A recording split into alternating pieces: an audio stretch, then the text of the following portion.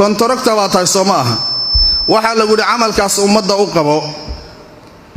amalkaas hadii sidoo ahaado u sugan khaa'in baa tahay kii ku dhibayna waa khaa'in aduna khaa'in baa tahay laana nabi wuxuu leeyahay inna allaha yuhibbu idha amila ahadukum amalan an yutqinahu ilaahi wuxuu jecel midkiin haduu shaqo qabanayo shaqada loo dhintay sida ahayd inuu u sugo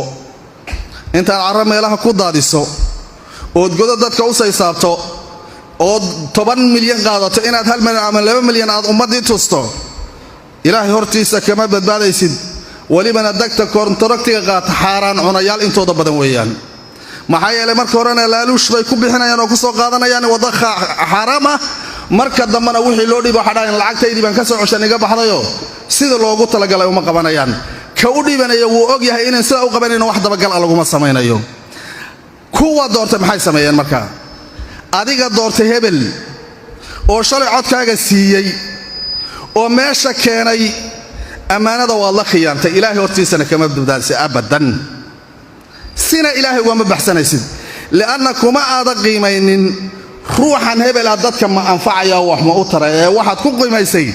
ree hebel baan ishaynaa khiyaanada oo maalinta qiyaamada dhabarka ku soo xambaaraya xoolahan ummadda uu baabaasaday mushaarik baad kula tahay ilaahina dhinac uga baxsanaysid war ummadan soo islaam ma aha kulligood kii mas'uul noqdaba waxa la isku amaani 6 bilood baa meesha hayo guri wuxuu dhisay aan caadi ahayn waxyaabaan la kulmay waxa kamid ah nin tuula yar mas'uulka ah oo guri madaxweyne uu dhisan karin dhistay mushaarkiisu ma taqaana waa $200 yuqal inuu $200 guriga ka dhistay maya waa mustahiil adiguna mas'uul baad ka tahay isaguna hada wuxuu ku cunayaa qaadi iyo qaryaal isu wada noqday qaadi iyo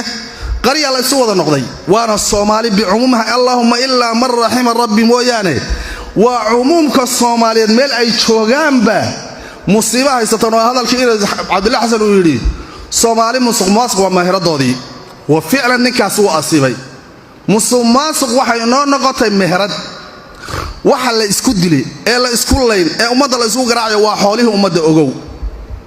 dhulmiga dhacayo dhan qayb baan ka nahay meelna kama badbaadayno